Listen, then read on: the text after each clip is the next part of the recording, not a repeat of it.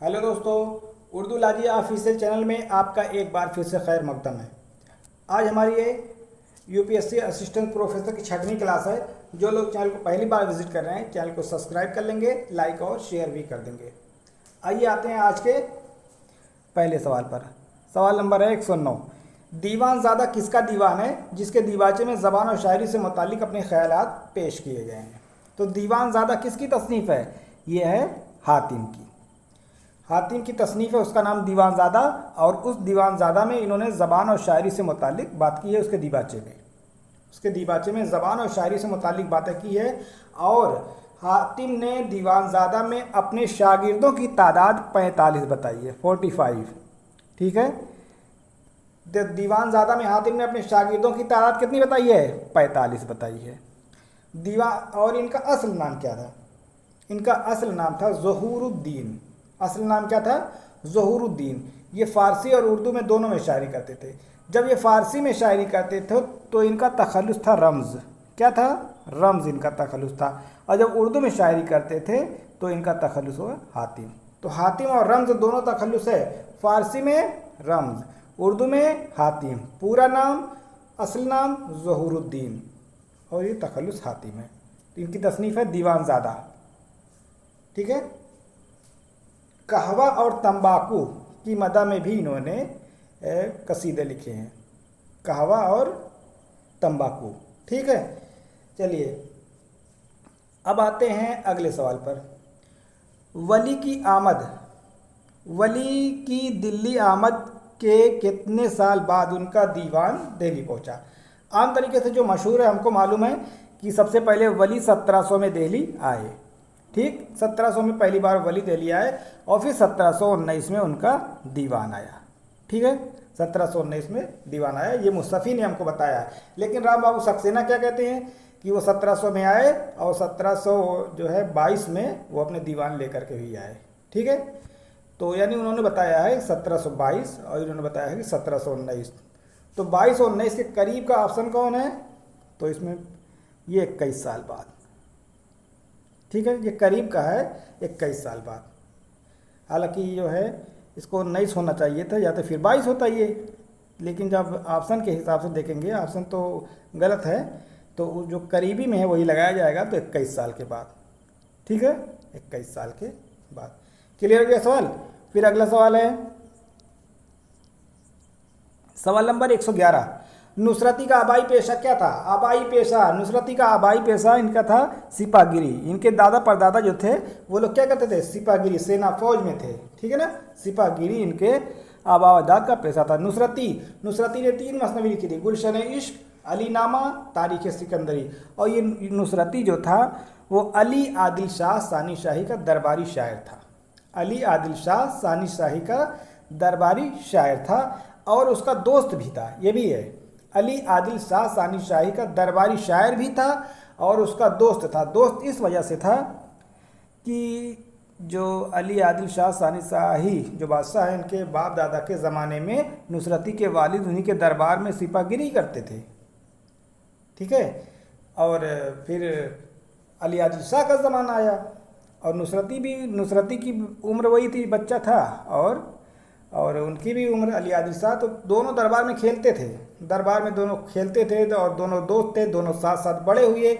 और जिस तरीके की शायरी नुसरती करता है उसी तरीके की शायरी अली आदिल शाह करते थे, क्योंकि उनका अक्स उस पर नुमाया था। तो अली आदिल शाह सानी शाही की शायरी पर किसका अक्स नुमाया है? तो नुसरती का। यानी जैसी शायरी नुसरती करते थे वैसी ये भी। और दोनों दोस्त थे, दोनों बचपन में खेले, दोनों बड़े हुए और ये उसका दरबारी शायर हो गया और अली आदिल शाह सानी वो बादशाह हो गए। ठीक है ना। और नुसरती का जो आबा अजदाद थे, उनके वालिद वगैरह, वो जो है उन्हीं के दरबार में सिपाहीगिरी थे। क्लियर हो गया ना। तो नुसरती का आबाई पेशा, आबा अजदाद का पेशा क्या था? सिपाहीगिरी। आगे देखिए अगला सवाल। इब्तदा में दक्कनी मरसिए किस शक्ल में लिखे जाते थे? मरसिए यानी शुरुआत में जो है मरसिए किस फॉर्म में लिखे जाते थे? तो मसनवी की हैयत में लिखे जाते थे। मसनवी यानी 2 मिसरे। तो मुसल्लस नहीं है, मुसद्दस नहीं है, मुखम्मस नहीं, गज़ल की फॉर्म में। गज़ल भी 2 मिसरे पे होता है। गज़ल कितने भी होता है, दो मिसरे, दो मिसरे तो होती है, यानी जैसे मसनवी है वैसे ही है। तो चाहे ऑप्शन में गज़ल रहे चाहे मसनवी, कोई एक रहेगा। यानी शुरुआत में जो मरसिए लिखे जाते थे वो मसनवी की हैयत में लिखे जाते थे। बाद में जो है मुसद्दस की हैयत में, जो अनीस वगैरह दबीर वगैरह आए जब, तब इसमें मुसद्दस में ज़्यादा रवाज हुआ। अब मुसद्दस में ही चल रहा है, लेकिन शुरुआत में जो लिखे गए कसीदे, नौसरहार, सॉरी कसीदे नहीं है मरसिए हैं, नौसरहार ये मरसिया है और मसनवी की हैयत में लिखा गया, अशरफ बयाबानी ने लिखा था। ठीक है ना। यानी कह सकते हैं कि जो शुरुआत में या दक्कन में या शुरुआत में जो कसीदे लिखे, जो मरसिए लिखे जाते थे, जो मरसिए लिखे जाते थे वो मसनवी की हैयत में या गज़ल की हैयत में लिखे जाते थे, यानी दो दो मिसरे पर लिखे जाते थे। बस यही इसका जवाब हो गया। अगला सवाल है गुलशन हिंद। गुलशन हिंद किसका तज़किरा है? गुलशन हिंद ये फोर्ट विलियम कॉलेज में लिखा गया तज़किरा है मिर्ज़ा अली लुत्फ़ का। किसका है? मिर्ज़ा अली लुत्फ़ का एक तज़किरा है, उसका नाम है गुलशन हिंद। और फोर्ट विलियम कॉलेज में ही एक और मुसन्निफ़ थे, हैदर बख्श हैदरी। हैदर बख्श हैदरी ने भी, उनकी भी एक तसनीफ़ है, उसका भी नाम गुलशन हिंद है। ठीक है, तो दो नाम याद रखिएगा। फोर्ट विलियम कॉलेज में एक और किताब गुलशन हिंद के नाम से लिखी गई, वो हैदर बख्श हैदरी ने लिखी है। और एक और तज़किरा जो लिखा है मिर्ज़ा अली लुत्फ़ ने लिखा है। ठीक है ना। मिर्ज़ा अली नाम था, लुत्फ़ इनका तखल्लुस था। और एक चीज़ बताइए कि फोर्ट विलियम कॉलेज में मिर्ज़ा अली लुत्फ़ जो तखल्लुस रखते थे, किसका और तखल्लुस था? लुत्फ़। तो मीर अमन, यानी मीर अमन और मिर्ज़ा अली दो लोग ऐसे हैं जिनका तखल्लुस लुत्फ़ ही था। समझिए ना। तो मीर अमन का तखल्लुस लुत्फ़ और मिर्ज़ा अली लुत्फ़। और फोर्ट विलियम कॉलेज में दो किताब है, गुलशन हिंद, एक मिर्ज़ा अली लुत्फ़ की है और हैदर बख्श हैदरी की है। फोर्ट विलियम कॉलेज में सबसे ज़्यादा किताबों का तर्जुमा करने वाला कौन था? हैदर बख्श हैदरी ही थे। ठीक है ना। चलिए ये बात हो गई। अब हम इस तज़किरे पर थोड़ा सा बात कर लेते हैं। मिर्ज़ा अली लुत्फ़ ने जो तज़किरा लिखा था गुलशन हिंद, ये गिलक्रिस्ट की फरमाइश पर लिखा था। ये जो है तर्जुमा किया हुआ है, इब्राहिम नाम के एक थे और उनका तज़किरा था। तो उस तज़किरे को इन्होंने गुलशन हिंद के नाम से तर्जुमा किया था, क्योंकि फोर्ट विलियम कॉलेज में तर्जुमा करने का काम ही होता था। ठीक है ना। तो सबसे पहले गुलशन हिंद के नाम से तर्जुमा करके मिर्ज़ा अली लुत्फ़ ने 1801 में गिलक्रिस्ट की फरमाइश पर लिखा। किसकी फरमाइश पर तर्जुमा किया था? गिलक्रिस्ट की फरमाइश पर 1801 में किया। उसके बाद क्या होता है कि ये तज़किरा जो है गुलशन हिंद फोर्ट विलियम कॉलेज से गायब हो जाता है, पता नहीं कहाँ चला गया। उसके बाद क्या होता है कि 1906 में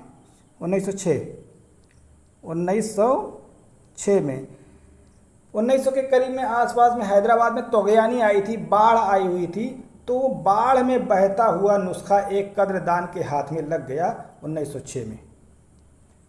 और वो जब वो पा गया वो आदमी, और ले जा कर के दे दिया दारुल तर्जुमा में। उस वक्त दारुल तर्जुमा में शिबली और मौलवी अब्दुल हक थे। तो शिबली और मौलवी अब्दुल हक को दिया कि हमको ये जो है तज़किरा बाढ़ में बहता हुआ मिला है। तब उन लोगों ने देखा तो शिबली और मौलवी अब्दुल हक ने उसको दोबारा शाये किया। तो कहाँ से छपा दूसरी बार? ये 1906 में मुकदमे के साथ, मौलवी अब्दुल हक के मुकदमे के साथ ये हैदराबाद से शाये हुआ, यानी 105 साल के बाद। यहाँ देखिए 1801 है, यहाँ 1906 है। अगर देखा जाए तो डिफरेंस 105 साल के बाद वो जो है दारुल तर्जुमा हैदराबाद से शाये हुआ। और शिबली और अब्दुल हक की कोशिश थी। तो ये बातें आपको मालूम रहना चाहिए। ठीक है। तो हैदराबाद की बाढ़ में बहता हुआ ये गुलशन हिंद मिला था, जो गायब हुआ था फोर्ट विलियम कॉलेज से। तो गुलशन हिंद किसका तज़किरा है? मिर्ज़ा अली लुत्फ़ का। कब लिखा गया? 1801 में। किसकी फरमाइश पर? गिलक्रिस्ट की फरमाइश पर। और फिर ये गायब हो गया। और फिर हैदराबाद की तोगयानी में बहता हुआ मिला, एक कद्रदान के हाथ लग गया और उसने ला करके दारुल तर्जुमा में शिबली और अब्दुल हक को दिया। अब्दुल हक ने उसको मुकदमे के साथ शाये किया। क्लियर। चलिए आगे आते हैं अगले सवाल पर। मीर के कुल कितने दीवान हैं? मीर के आपको मालूम है कि 6 उर्दू के दीवान हैं और 1 फारसी के, कुल मिला के कितने?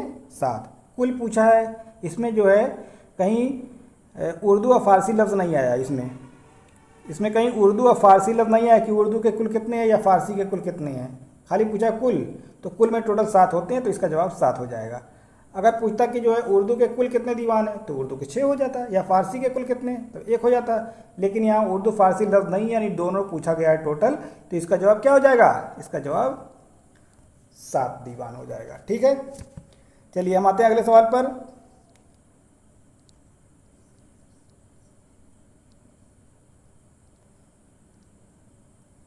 सवाल नंबर 115 है, बिगड़ा शायर मर्सिया गो का फ़िक्रा क्यों मशहूर हुआ। बिगड़ा शायर मतलब कि जो शायर जो है शायरी में दर्जे कमाल तक नहीं पहुंच पाता, अच्छी शायरी नहीं कर पाता, वो जो है मर्सिया कहने लगता है। तो बस मतलब ये कि ये कह सकते हैं कि ज़रबुल मसल है। ठीक है, ये एक कहावत है, ज़रबुल मसल है कि बिगड़ा शायर मर्सिया गो और बिगड़ा गवैया मर्सिया ख्वां होता है। ये एक पूरा मक़ूला है और उसी में से थोड़ा सा लिया गया कि बिगड़ा शायर मर्सिया को इस का फ़िक्रा क्यों मशहूर हुआ। तो इसका जवाब हो जाएगा क्योंकि शोरा हिफ्ज़ मरातिब व सेहत ज़बान का ख्याल नहीं कर पाते थे। ठीक है ना, मतलब ठीक तरीके से शायरी नहीं कर पाते थे। आला अच्छी शायर बनना चाहते थे, लेकिन उनको शेर कहने की तरतीब नहीं पता चला, किस ज़बान का इस्तेमाल करना है, कैसे करना है, रदीफ क्या होगा, काफ़िया क्या होगा। तो जो लोग ये नहीं कर पाते, तो चलो ये मर्सिया ही लिखो, है ना। यानी कहने का मतलब ये है, यानी बड़ी में नौकरी की तलाश में आप कर रहे हैं, तो नहीं कर पाए, ला छोटी नौकरी कोई चपरासी वाली ही मिल जाए वही ले लो। ठीक है, तो यही होता है कि बिगड़ा शायर मर्सिया को और बिगड़ा गवैया मर्सिया ख्वां होता है। तो इसका जवाब हो जाएगा सवाल नंबर 2, ये ऑप्शन नंबर 2, 115 का ऑप्शन नंबर 2। चलिए हम आते हैं अगले सवाल पर। सवाल नंबर 116, गालिब अपना अकीदा है बकौल नासिक। इसका क्या जवाब होगा, नासिक यहाँ भरा जाएगा, यहाँ हो जाएगा नासिक। आप बेबहरा है जो मोतकद मीर नहीं, मोतकद मीर नहीं। तो गालिब अपना ये अकीदा है बकौल नासिक, ये किसका शेर है, पहले ये बताइए। ये शेर है गालिब का, ये शेर जो लिखा है ये शेर है किसका, ये शेर गालिब का है। और यहाँ जो भरा जाएगा वो नासिक भरा जाएगा। ठीक है ना, जो खाली जगह है वहाँ रहेगा नासिक। यानी गालिब ने भी मीर की शायरी का एतराफ़ किया है। ठीक, तो ये सब शेर भी याद रहना चाहिए कि शेर किसका है। इसी तरीके से कई मिलते जुलते शेर हैं, लेकिन ये वाला जो शेर है ये जो है नासिक का ही शेर है। तो गालिब अपना ये अकीदा है बकौल नासिक, आप बेबहरा जो मोतक़िद मीर नहीं। अगला सवाल है,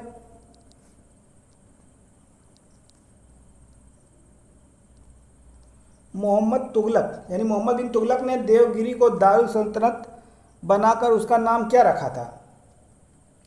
तो मोहम्मद तुगलक ने देवगिरी का नाम बदला और रख दिया दौलताबाद। क्या नाम रखा, दौलताबाद। देखिए दरअसल ये होता है ना कि जो है जब मोहम्मद बिन तुगलक गद्दी पर बैठा दिल्ली में, और उसके बाद जब दिल्ली में बैठा तो इसने दक्कन को भी जीत लिया था, दक्कन उधर फतेह हो गया था। तो इसने सोचा कि ऐसा कि मैं दिल्ली से राजधानी को यानी दारुल सल्तनत यानी राजधानी जो दिल्ली है, मैं दिल्ली से हटा करके राजधानी को मैं कर देता हूँ दक्कन में। दिल्ली से हटाकर कहाँ, दक्कन, देवगिरी में। दक्कन में एक जगह का नाम है देवगिरी। तो इसने क्या किया, हुक्म जारी कर दिया कि ऐसा है अब जो है राजधानी चेंज, यानी दारुल सल्तनत जो है बदल गई है, अब चलो दक्कन, वहाँ रहेगी दारुल सल्तनत। तब उसके बाद जितने अमीर फ़कीर सबको हुक्म दे दिया। ठीक है, जितने कारीगर थे, बड़े लोग थे, सबको हुक्म दे दिया। सब लोग जो है ज़्यादा से ज़्यादा लोग जो है यहाँ से गए। तो दिल्ली से गए दक्कन में गए। एक जगह का नाम था देवगिरी का नाम बदल दिया, उसका नाम रख दिया दौलताबाद। क्या रखा, दौलताबाद। उसके बाद क्या हुआ, एक ही साल बीता था, तो इसको लगा कि ऐसा है मैं दक्कन में बैठ करके जो है पूरे हिंदुस्तान में हुकूमत नहीं कर पाऊँगा, क्योंकि दिल्ली जो है हिंदुस्तान के बीच में, हिंदुस्तान का दिल है। मैं वहाँ से हुकूमत ठीक तरीके से चारों ओर से देख सकूँगा, लेकिन मैं अगर यहाँ जो है दक्कन में बैठकर एक किनारे बैठकर पूरे हिंदुस्तान को देखना चाहूँ तो नहीं देख पाऊँगा। तो मैं दिल्ली में ही रह करके जो है चारों तरफ ये कर सकता हूँ। फिर उसने एक साल के बाद हुक्म जारी कर दिया कि अब दौलताबाद यानी देवगिरी से दक्कन से चलो अब फिर दिल्ली। तो ये चले आए दिल्ली। तो इसी वजह से, मतलब इस फैसले की वजह से मोहम्मद बिन तुगलक को पागल सुल्तान कहा जाता है। ठीक है। तो सियासी नज़रिया जो भी रहा हो, लेकिन इससे जो एक बार जो दिल्ली से दक्कन गए, दक्कन से फिर दिल्ली आए लोग, इससे उर्दू ज़बान के फ़रोग में काफ़ी फ़ायदा हुआ, ठीक है ना। तो मोहम्मद बिन तुगलक ने देवगिरी को सल्तनत बनाकर उसका नाम क्या रखा था? दौलताबाद। क्लियर। आगे अगला सवाल, नजमुद्दीन सॉरी आबरू का पूरा नाम, आबरू का पूरा नाम क्या था या असल नाम क्या था? नजमुद्दीन। इनका पूरा नाम था नजमुद्दीन शाह मुबारक आबरू। नजमुद्दीन इनका असल नाम है, शाह मुबारक उर्फियत है, आबरू इनका तखल्लुस है। ये ईहाम गोई शोरा में इनका शुमार होता है, ठीक है ना। इनका शुमार किस में होता है? ईहाम गो शोरा में। और इनकी मजहर अली जाने जाना से ज़बरदस्त चश्मक थी, ठीक है ना। पिछले वाले वीडियो में मैंने इसके बारे में जिक्र किया था। तो आबरू का पूरा नाम नजमुद्दीन, उर्फियत शाह मुबारक, और आबरू जो है इनका तखल्लुस है। क्लियर हो गया। चलिए आते हैं अगले सवाल नंबर 119। आतिश की मुआसराना नोकझोंक किससे रहती थी? आतिश की चश्मक, आतिश की चश्मक नासिर, आतिश नासिक में अदबी चश्मक, अनीस व दबीर में अदबी चश्मक, चकबस तो सरर में अदबी चश्मक, समझ गए ना। आतिश नासिर, अनीस दबीर, ये सब में जो है ज़बरदस्त चश्मक रहती थी। जैसे इंसा मुसफ़ी, वहाँ तो चश्मक के अलावा मारका राई भी हो गई थी। तो दोनों का शुमार दबिस्तान लखनऊ में होता है, आतिश और नासिर, ठीक है ना। चलिए आगे आते हैं। अगला सवाल 120 नंबर, आब हयात में उर्दू का सादी किसको कहा गया है? आब हयात में किसने कहा? मोहम्मद हुसैन आज़ाद ने। मोहम्मद हुसैन आज़ाद ने आब हयात में मीर तकीमीर को उर्दू का शादी कहा है। उर्दू का शेख सादी किसको कहा जाता है? मीर को कहा जाता है, और मोहम्मद हुसैन आज़ाद ने कहा है, ठीक है। सीधा सीधा देखिए, आब हयात का मतलब मोहम्मद हुसैन आज़ाद कह सकते हैं। तो मोहम्मद हुसैन आज़ाद ने आब हयात में उर्दू का सादी मीर तकीमीर को कहा है। और इसी तरीके से राम बाबू सक्सेना ने भी मीर को उर्दू का शेख सादी कहा है, लेकिन उनका लफ्ज़ अलग है, जुमला अलग है। उनका जुमला इस तरीके से है, मीर उर्दू के शेख सादी हैं, उनका कलाम अक्सीर शायरी है। तो ये किसने कहा? ये राम बाबू सक्सेना ने कहा। दोनों ने मीर को ही सादी कहा है, ठीक है ना, दोनों ने कहा है, और लेकिन उनका जुमला थोड़ा अलग है, ठीक। तो ऑप्शन में एक ही लोग रहेंगे। अगर कोई पूछे कि किसने कहा है, चाहे मोहम्मद हुसैन आज़ाद रहेंगे, चाहे राम बाबू सक्सेना रहेंगे, तो है तो मीर ही इसका जवाब। लेकिन उनका जुमला थोड़ा याद रखिएगा कि जो लफ्ज़ अक्सीर वाला जो जुमला है वो राम बाबू सक्सेना का है, समझिए ना। चलिए, ज़ौक़ की तारीख़ वफ़ात। ज़ौक़ कब इंतकाल हुआ था? ज़ौक़ का 1854 में। जब तक ज़ौक़ ज़िंदा थे तब तक गालिब की रसाई बहादुर शाह ज़फ़र के दरबार में नहीं थी। जब ज़ौक़ का इंतकाल हो जाता है तब गालिब जो है उनके दरबार में जाते हैं, बहादुर शाह ज़फ़र के। तो ज़ौक़ का इंतकाल 1854 में। क्या खूब आदमी था खुदा मग़फ़िरत करे, ठीक है, ये एक मिसरा है। क्या खूब आदमी था खुदा मग़फ़िरत करे। तो ये जो है ज़ौक़ का शेर है, और ज़ौक़ ने मरने से चंद घंटे पहले ये मिसरा कहा था कि क्या खूब आदमी था खुदा मग़फ़िरत करे। इसका और पहला मिसरा याद नहीं आ रहा है, लेकिन ये दूसरा है कि क्या खूब आदमी था खुदा मग़फ़िरत करे। क्लियर हो गया। चलिए, तो ज़ौक़ की तारीख़ वफ़ात 1854। अगला सवाल,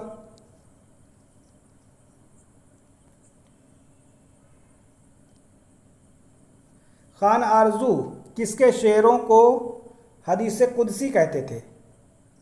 खान आरजू कौन है? वो मीर तकी मीर के सौतेले मामू। ईहाम गोई में एक बड़ा काम किया। ईहाम गोइयों के उस्ताद हैं ये, जो ईहाम गोई वाला ज़माना था तो ये सबके उस्ताद थे। ईहाम गोइयों का उस्ताद कौन था? खान आरजू। और ये मीर तकी मीर के सौतेले मामू थे। इनका असल नाम था सिराजुद्दीन अली खान आरजू। सिराजुद्दीन अली खान आरजू, ये मीर तकी मीर के सौतेले मामू थे। तो खान आरजू ने सौदा के शेरों को, सौदा के अशार को इतना ज़्यादा पसंद किया, और कहते हैं कि ये उनका अशार हदीस कुदसी है, यानी हदीस की बातें हैं, ठीक है। मतलब कि बहुत ज़्यादा मुबालगा कर दिया, यानी बढ़ा चढ़ा के बता दिया। तो खान आरजू ने सौदा के शेर को हदीस कुदसी कहा, यानी हदीस की बातें कह दिया है। बहुत बड़ी बात कह दिया है इन्होंने। खैर, जो भी कहा है आपको याद करने से मतलब। खान आरजू ने किसके शेरों को हदीस कुदसी कहा है? सौदा। अगला सवाल थोड़ा ध्यान से देखिए। शोराए उर्दू के तज़किरे के मुसन्निफ़ कौन है? शोराए उर्दू के तज़किरे अब्दुल हक, एहतिसाम हुसैन, अख्तर और रेनवी, सैयद अब्दुल्ला। सैयद अब्दुल्ला का तज़किरा है। हालांकि इनके जो तज़किरा है सैयद अब्दुल्ला का, शोराए उर्दू के तज़किरे और तज़किरा निगारी का फ़न, शोराए उर्दू के तज़किरे और तज़किरा निगारी का फ़न, ये सैयद अब्दुल्ला का तज़किरा है। ठीक है। और शोराए उर्दू के जो तज़किरे हैं ये किसका है? ये हनीफ़ नकवी का है। हालांकि जो पूरा नाम होना चाहिए था जो इनका सैयद अब्दुल्ला वाला, शोराए उर्दू के तज़किरे और तज़किरा निगारी का फ़न सैयद अब्दुल्ला, लेकिन अब जो शोराए उर्दू के तज़किरे है वो हनीफ़ नकवी का है, तो हनीफ़ नकवी ऑप्शन में है ही नहीं, तो इसका जवाब हो जाएगा सैयद अब्दुल्ला। लेकिन आप दोनों इस तरीके से सही से याद कर लीजिए, शोराए उर्दू के तज़किरे और तज़किरा निगारी का फ़न सैयद अब्दुल्ला, शोराए उर्दू के तज़किरे ये हनीफ़ नकवी वाला जो शोराए उर्दू के तज़किरे है वो नकातुश्शोरा से लेकर के गुलशन बेखार तक का तज़किरा, यानी उसको तज़किरों का तज़किरा कहा जाता है। जो हनीफ़ नकवी वाला है उसका नाम है शोराए उर्दू के तज़किरे। ये उनका तहकीकी मकाला है, हनीफ़ नकवी का। चलिए अब हम आते हैं अगले सवाल पर।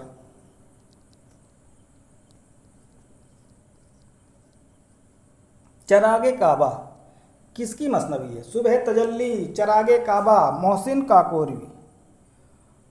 काकोरवी की है। सुबह तजल्ली, चरागे काबा इनकी मसनवी। हालांकि ये कसीदे के लिए मशहूर है। 5 कसीदा लिखा है, नातिया कसीदे लिखे हैं सभी।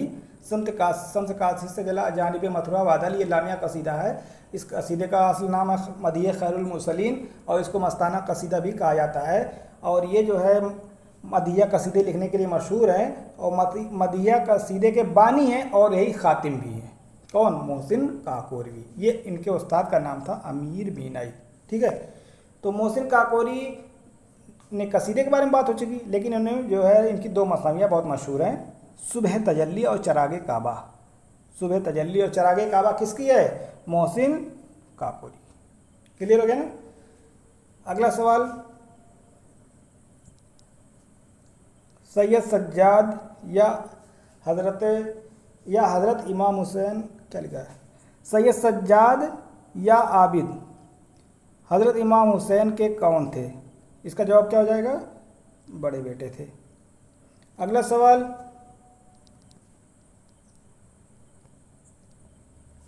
साफ हैरत ज़दा मानी हो तो बहजाद हो दंग, खूब बरसता नजर आए जो दिखाऊं सफ़े जंग। इस शेर में मानी और बहजाद कौन है? इस शेर को बहुत ध्यान से समझिए। सबसे पहले ये देखिए कि ये शेर किसका है। ये शेर है मीर अनीस का। किसका है? मीर अनीस का शेर है। ये शेर किसका है? मीर अनीस का है। इसमें पूछा कि मानी, जो इसमें लफ्ज़ आया है मानी और बहजाद, मानी और बहजाद कौन है? ये ईरान के 2 नक्काश थे, मुसव्विरी करते, तस्वीर बनाते थे और तस्वीर ऐसे बना देते थे कि मतलब अच्छे लोग दंग हो जाएं। यहाँ तक कि उसने एक तस्वीर बनाई थी कि जो है किसी चीज़ पर ऐसी तस्वीर बना दी कि उसमें फल की तस्वीर बनाई थी और इतनी मतलब बनाया तो इतनी हकीकी मालूम हो रही थी, एकदम सच्ची मालूम हो रही थी कि चिड़ियों का झुंड जा रहा था और चिड़ियों ने देखा कि जो है एक तस्वीर नहीं देखा, उन्होंने देखा कि कोई बागीचा है, वहाँ फल जो है लगे हुए, क्योंकि उन्होंने फल की तस्वीर बनाई थी। तो वो तुरंत वो जितनी चिड़िया थी उतर आई और फल का मतलब जहाँ पे वो तस्वीर बनाया था उसको अपने चोंच से मार रही थी। मतलब उनको हकीकी, इतना ज़्यादा हकीकी बना दिए थे कि पता नहीं चल रहा था कि तस्वीर है कि हकीकी जो है हकीकत में ऐसा हो रहा है। ठीक है ना? मतलब कि रियलिटी दिख रही थी, तस्वीर नहीं दिख रही थी, लग रहा था कि असल में हाँ वही चीज़ है। ठीक है ना? तो इस तरीके से जो है मानी और बहजाद तस्वीरों को बनाते थे। एक नक्काश थे। क्या थे? नक्काश। ईरान के 2 नक्काश थे, बहुत ही मशहूर मुसव्विर थे। तो मीर अनीस का ये शेर है। मीर अनीस ने कहा है कि साफ हैरत ज़दा मानी हो तो बहजाद हो दंग, खूब बरसता नजर आए जो दिखाऊं सफ़े जंग। यानी इन्होंने अल्लाह ताला से दुआ मांगी कि अल्लाह ताला मैं जब अपने मरसी में जंग का नक्शा दिखाऊं, यानी जो जंग वाला जुज़ होते हैं उसके अशार लिखूं तो ऐसा लगे कि खून बरस रहा है और अगर मानी और बहजाद देख लें इस मंज़र को तो वो भी दंग रह जाएं कि इस तरीके की तस्वीर कसी। ठीक है ना, ये मंज़र निगारी का शेर, मतलब मंज़र निगारी के लिए कह रहे हैं अपने, जो लास्ट वाला जो जुज़ होता है कि मैं उसको जंग वाला जो मंज़र है ऐसे ऐसे अल्फाज लाऊं और इस तरीके से मैं लिख दूं कि अगर वो बहजाद और मानी भी देख ले तो वो दंग रह जाए कि मैं जो तस्वीर बनाता था इसके आगे बेकार है ना। तो खूब रस्ता नज़र आए जो दिखाऊं सफ़ेद जंग, तो ये है जो है मीर अनीस ने अल्लाह ताला से दुआ मांगी थी। तो समझ आ गया ना, मानी और बहजाद। तो साफ हैरत ज़्यादा मानी हो तो बहजाद हो दंग, खूब रस्ता नज़र आए जो दिखाऊं सफ़ेद जंग। तो ये मानी और बहजाद क्या है, ये जो है ईरान के दो मशहूर मुसव्विर हैं, तारीख़ी नाम है और इसमें कह सकते हैं कि सनात तलमीह भी है इस शेर में। कौन सा है, सनात तलमीह, मतलब किसी तारीख़ी बात की तरफ इशारा किया जाए। क्लियर हो गया ना। चलिए इसका जवाब हो जाएगा नाम और नक्काश है। आगे अगला सवाल, अदब और ज़िंदगी किसकी किताब है। देखिए अदब और ज़िंदगी आए तो दो नाम याद रहे आपको, अख्तर हुसैन रायपुरी। उन्होंने 1935 में एक मजमून लिखा था अदब और ज़िंदगी, जो तरक्की पसंद तहरीक पर लिखा हुआ पहला मजमून था।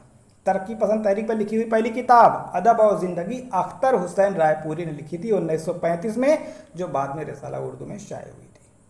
ठीक, और उसी नाम से अदब और ज़िंदगी के नाम से एक किताब है मजनू गोरखपुरी की। जब मजमून पूछा जाए तो अख्तर हुसैन रायपुरी, और जब किताब पूछी जाए तो मजनू गोरखपुरी, नाम दोनों का सेम है। समझिए ना। चलिए आज की वीडियो को यही ख़त्म करते हैं। जो लोग नए चैनल को सब्सक्राइब नहीं किए हो चैनल को सब्सक्राइब कर लेंगे, लाइक और शेयर भी कर देंगे। अस्सलाम वालेकुम।